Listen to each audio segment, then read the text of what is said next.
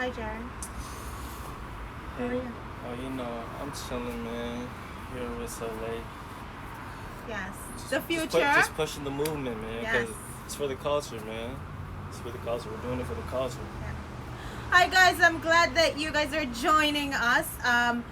We'll wait until some more people come on just so that we can address the reason for us being live today. As you all know, we have on the 1st of July the rally for change on Roby Street, and we wanted to just stand in solidarity with all the communities that have been coming together and showing the black community love and support. And going forward, this is how change is going to actually take place. We have been doing it for so long that we've been carrying this burden on our own, and we need the support that we're getting right now. And there's been a lot of backlash towards some of the individuals that are involved in helping us. So I just wanted to come on and sort of give a backstory as to why this started and what our mission is with Allies for Black Lives and how that came about. I guess I can kick it off because there's some people there. Yeah. So, Allies for Black Lives started from me calling my friends, my fashion family here in Halifax, who have been beyond amazing in supporting me, and I know the talent in my agency and the other young black people around that are sort of in our I guess protective zone, if I call it that, because for me, protecting them and taking care of them, that's my mission and my purpose. So I reached out. This was becoming overwhelming. I was being a hypocrite in public by smiling and making it seem like I was okay, and then I was crashing. I closed my doors and I went home and I was crashing. I just felt hopeless that I wasn't able to make any changes, and I couldn't help the talent that were in my companies, both Soli Production and the ASO. Young men like Jared, like, we don't want another hashtag that is somebody close to us or another black soul that's lost. So I reached out to Cindy and Robbie of Michelle Robert. I reached out and they invited me to their house. I collapsed on their floor crying. I was in tears. And both of them fell to the ground with me and gave me that support, that shoulder that I know a lot of my black friends or people in our community don't have. They don't have a support system that they can run to or depend on to be there for them. And that's what Michelle Robert, Cindy and Robbie, Julius, Chloe and Maddie, they stood up and decided they were going to take this challenge on, because I have been asking for allies to stand up. I've been asking for allies to show yourself, use your voice, that privilege that you were born with. Use that to help us get our message out there. And this is what this family has done. And they've been getting a lot of backlash recently about the Allies for Black Lives, based on language. We are new to this. Nobody knows what's the right way to do it and how to get it done properly. So we learn as we go. We make adjustments to avoid the intention of hurting anybody, because that's not where it started from. So Allies for Black Lives came about, and we wanted to do a rally to kick off the initiative to stamp out racism. We want to be able to not just say I'm not racist, but have people be anti-racist. And this is what this movement is about. And how can we embrace the non-black community to support us in our fight, because we deserve to be here. Jared deserved to grow up in a world where he doesn't have to worry if he's going to get stopped by the police. He doesn't have to worry when he sends his resume out that he's going to be sort of screened and put in the dump file because his name, or because then there's something that gives away that he's a black young man, and he has to fight harder to get to where he needs to go and reach his true potential, all to be knocked down because then he doesn't fit the status quo. So on July 1st, we decided to have an event on Roby Street, and it was languaged inappropriately, and that has been corrected. that has been corrected because it offended a certain group within our society, and we didn't want to do that.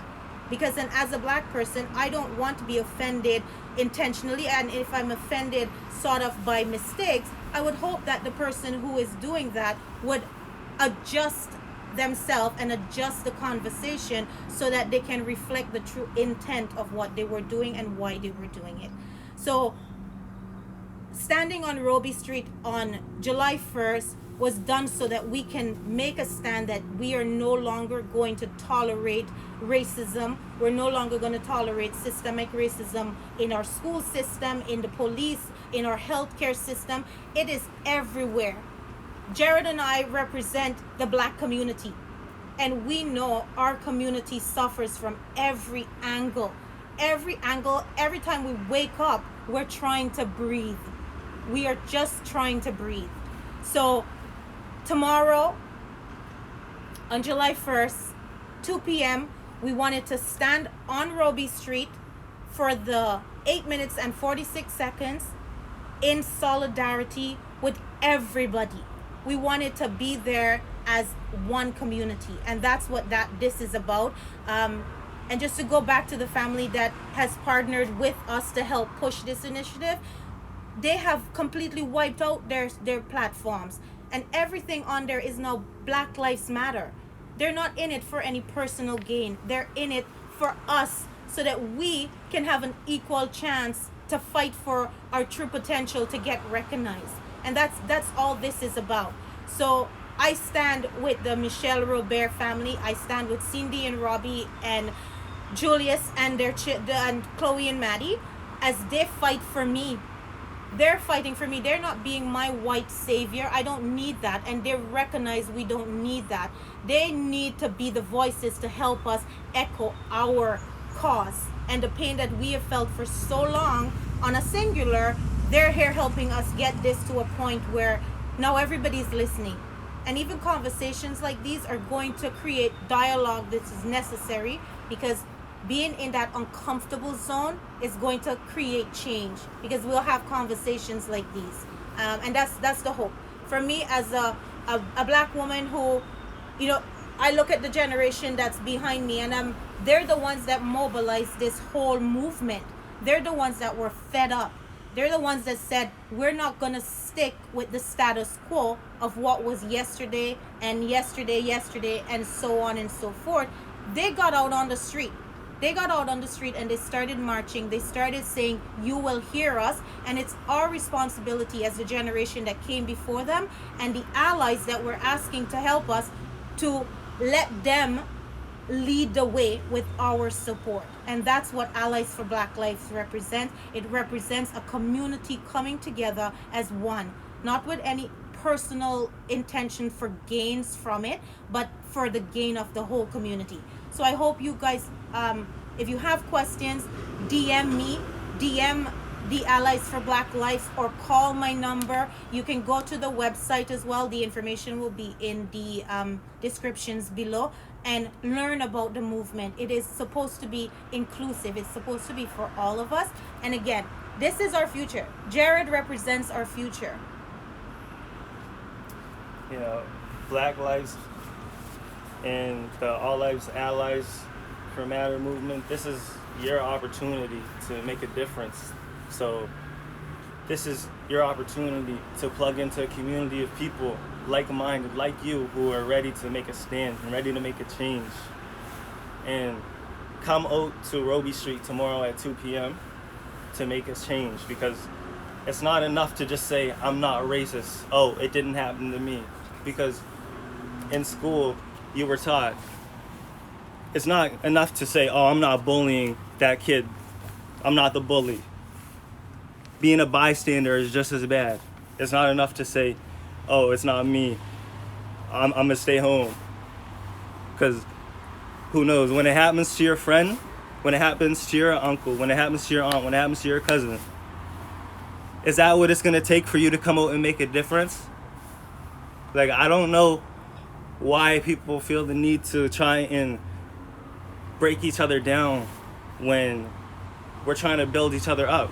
Because personally, as a black man, I know trying to fight for my black community or any other type of community, because I don't only stand for the black community, I stand for equality amongst all races.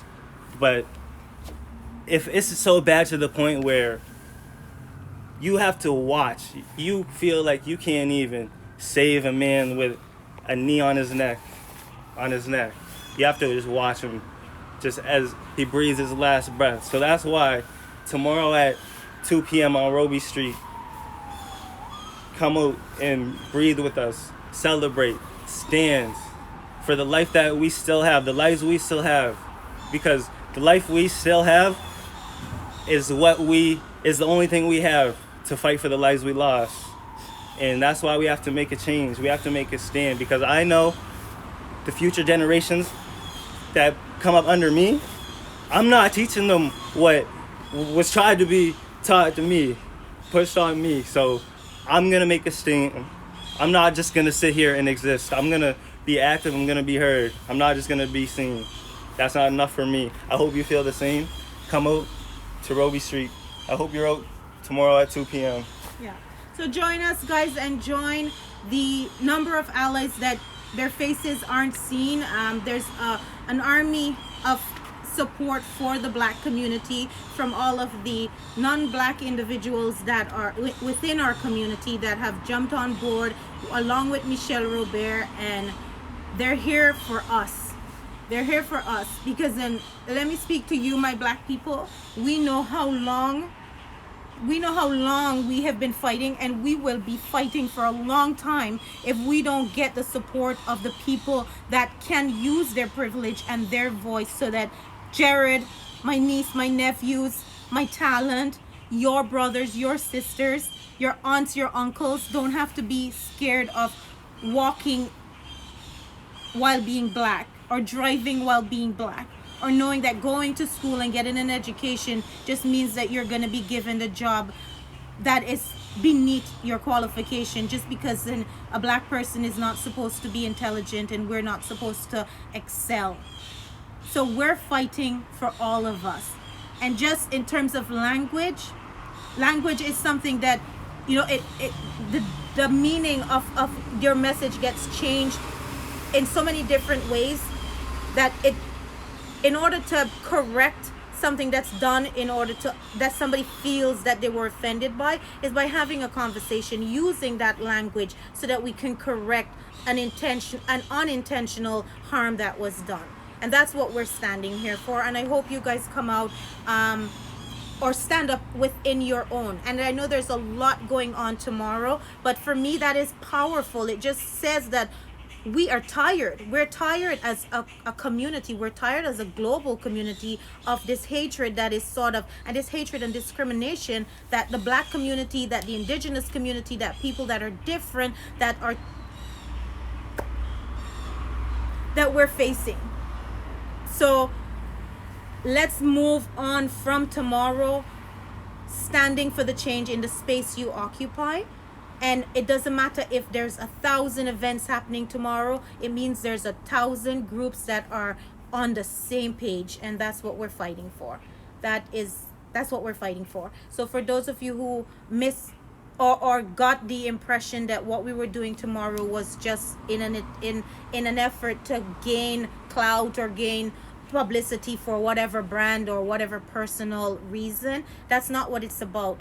This is about us standing together as one. And Jared and I wanted to come on here and be the face of that Allies for Black Lives, because we are the Black Lives. We represent our community of black people that are suffering.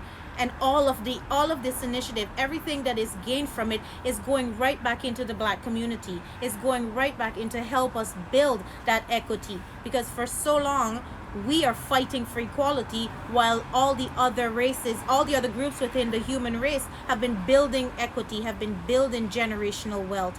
And we're trying to play catch up. We are beyond the starting point. So this is our way now to say no more, so that, like Jared said, he doesn't have to teach his children, he doesn't have to teach the generation that comes after him how to behave in front of a police, how to act right, how to not get noticed in a way that his life is then on the line and he's a hashtag. We don't want that. We want to be able so that he can just breathe and live and reach his full potential just like everybody else. We just want to breathe. That's it. We just want to breathe. So if we see you there, and for whatever you're doing in your space, thank you. Thank you to the allies that are doing their part. And social media isn't the only place. It's definitely not the singular place to make change. Make the change in the space you occupy. And I thank you guys for listening. As we move forward, this is a long fight and it's tiring. And for those that have come on board as allies, I thank you, because then you don't have to stand up. You don't have to put yourself in front of the firing squad.